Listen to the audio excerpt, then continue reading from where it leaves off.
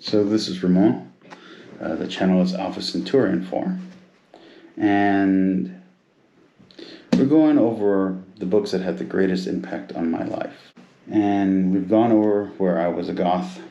We've gone over where I went from preppy to gangster to goth to nihilist, anarchist, deconstructionist. And then we just got done reading the Quran. And now we're going to be in college. I have blue hair. I have piercings. I have huge biceps. And I have a little bit of a beer gut from drinking too much alcohol. And I have some hippy-dippy friends. And then I discover, thanks to a requirement in my philosophy course, I think it was Intro Phil 2, is going to be Nietzsche. So, as I said, up until this point, I considered myself a humanist, and I considered myself a deconstructionist. And even though I didn't really know what a deconstructionist was, now that I'm older, I have a better definition. At the time, I really thought I knew what a deconstructionist was. Then I thought I was amazing for being one. I was a progressive before YouTube existed. Think about that. Okay. Beyond Good and Evil by Nietzsche. Nietzsche helped me find my faith. Nietzsche is the person who helped me become a Christian, truly, in a true way. I'm Catholic, so I was baptized a Catholic, but the one who intellectually helped me become a Christian was Nietzsche. Twilight of the Idols and the Antichrist. The Antichrist is really good. Thus spoke Zarathustra.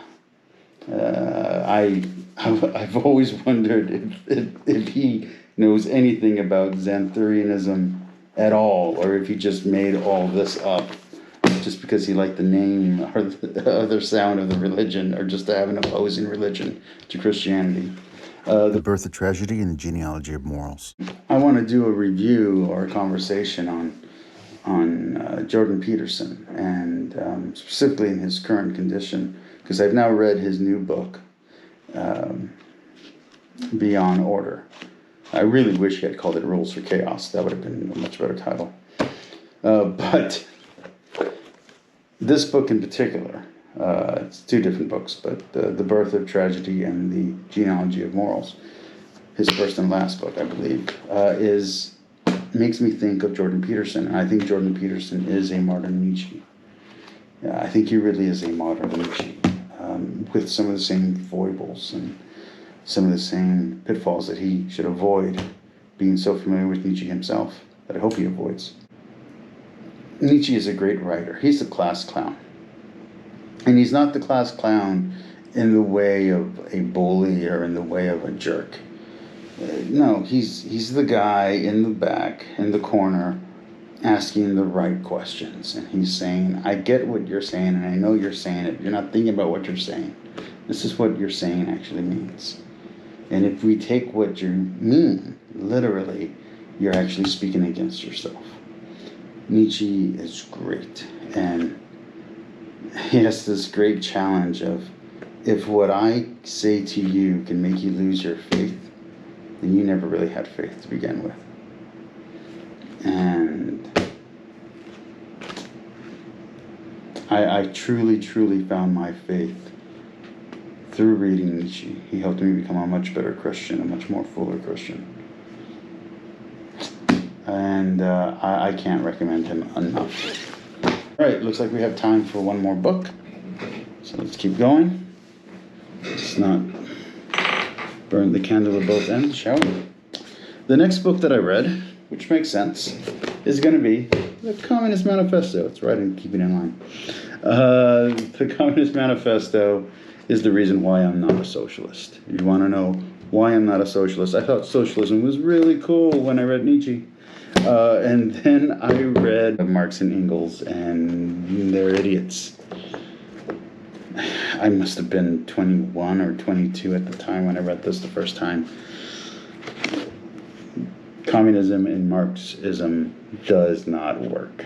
And you want to know why it doesn't work? Read the people who came up with it. It does not work. Don't be a communist. Don't be a socialist. Just don't do it.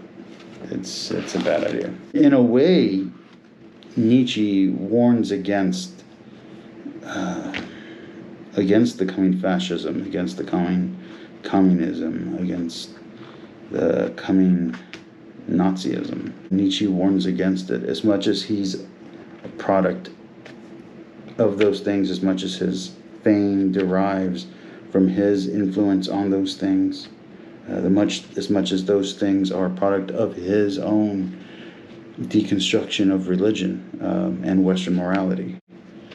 Karl Marx really should have heeded Nietzsche's warning, because without God, if you truly kill God, if you truly kill faith in your heart, then you've accomplished nothing. All you've done is tear something down. And I'll get into the whole religion thing again a little bit later, but let's just say, if you want to become, just like what they say, just like what some atheists say about the Bible, you want to become a capitalist, read the Communist Manifesto. It's the quickest way to not believe in socialism, communism, or Marxism. Just read their book. Catch you all in the next one.